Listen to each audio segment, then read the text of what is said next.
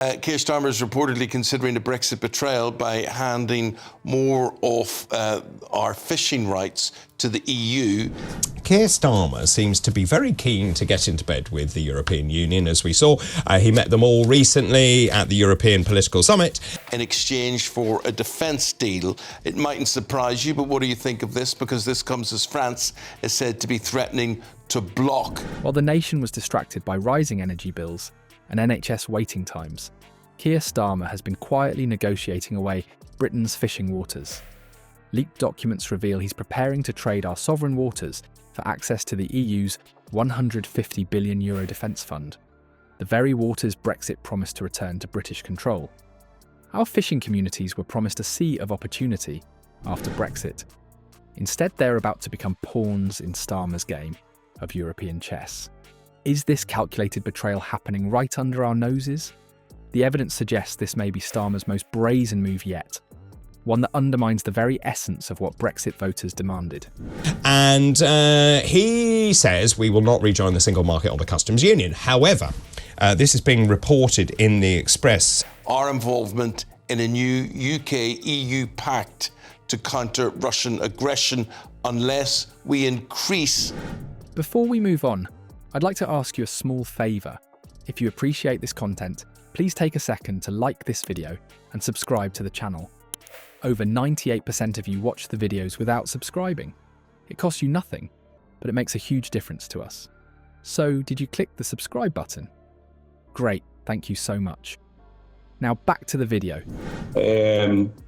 I'm hoping that it's some form of a joke, and surely that Keir Starmer may use access to UK waters in a trade-off with the EU. Yes, you heard that right. The European Union will... Let's pull back the curtain on what's really happening with our fishing rights.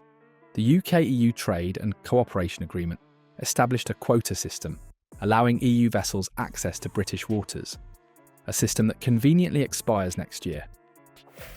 This arrangement has been controversial from the start, with many critics pointing out that the UK accepted terms far less favourable than what Brexit supporters had envisioned.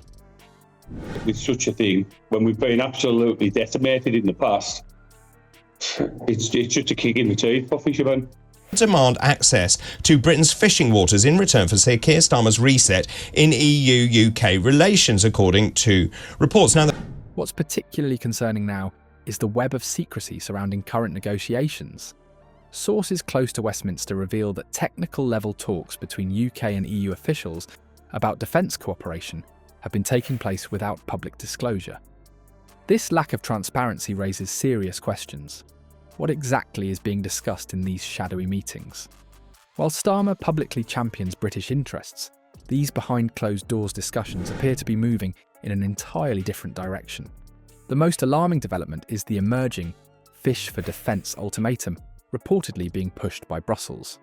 According to insiders, the EU is essentially blackmailing the UK, demanding fishing rights in exchange for access to their defence initiative. Labour MPs are reportedly confident that a deal has already been struck, with technical agreements potentially in place, while a political cover-up masks the true nature of these negotiations. This potential arrangement has sparked outrage among Brexit supporters. Sir Jacob Rees-Mogg didn't mince words when he stated, "The EU ought to stop carping and pay us for defence, while the government must not flounder by betraying our fishermen men again." And coastal communities right down the coast, all round, it's a decline in industry for the fishing. The Prime Minister says he wants a better deal and spoke of resetting the UK's relationship, as I said, at the EPC, the European Political Community. Steve Baker echoed these sentiments, describing the situation as a lose-lose scenario. Their condemnation highlights the perceived betrayal of core Brexit principles. What's at stake here is substantial. The EU's defence fund is estimated to be worth a staggering €150 billion, clearly a tempting prize for Starmer's government. But at what cost? The proposed trade would see Britain surrender control of its coastal waters, effectively reversing one of Brexit's key achievements. For fishing communities that were promised a new dawn after Brexit, this potential arrangement represents a crushing betrayal. Instead of the promised sovereignty over British waters, they face the prospect of continued EU dominance, perhaps even more extensive than under the current agreement. the lack of parliamentary scrutiny only compounds concerns about the democratic legitimacy of these negotiations. Which was held at Blenheim Palace in Oxfordshire.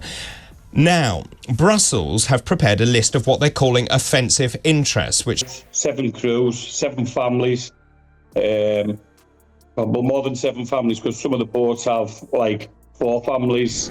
The Brexit campaign didn't just make vague gestures about sovereignty. It specifically elevated fishing as the poster child for everything Leave voters wanted.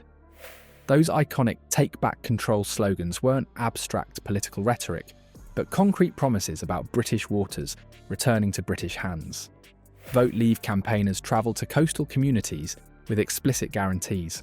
Once freed from the common fisheries policy, these communities would experience an economic renaissance, with full control over who fishes, where and when. These weren't peripheral promises, but central to the entire Brexit proposition. This symbolic weight of fishing extends far beyond its modest contribution to GDP. For millions of Brexit supporters, those trawlers represent something fundamental about British identity and independence. With London, and we believe the UK government also believes that access to UK fishing waters will be a key compromise in response to... 4 guys on the boat, to try and keep wages for them and things like that. It's just an absolute nightmare. When they cast their votes in 2016, many weren't thinking about complex trade arrangements or regulatory frameworks. They were picturing British fishermen reclaiming their ancestral waters. The fishing industry became the perfect embodiment of Brexit's core message, a tangible, visible return to British sovereignty. What makes Starmer's apparent calculation so politically dangerous is his willingness to sacrifice this totemic industry for perceived defence benefits. He seems to view fishing communities as expendable, small economic players that can be traded away for what he considers more significant strategic advantages. But this political math ignores how fishing waters transcend economic considerations, representing instead a crucial test of whether Brexit's fundamental promises will be honoured. The technical details of these negotiations appear to be advancing without proper democratic oversight. What's happened for people watching is that there's something that's called the Trade and Cooperation Agreement between the UK and the EU. You know, with the 400 kilos, there's a potential of £8,000 we could catch in a month with the sole, to be cut down to £500. Sources indicate that substantive agreements may already exist at the technical level, with political messaging being prepared as mere cover. The secrecy surrounding these talks isn't accidental, but deliberate. A conscious choice to avoid the scrutiny that would inevitably expose the contradiction between Starmer's public statements and his private deal-making. This perceived betrayal creates the perfect opening for Reform UK and other political forces.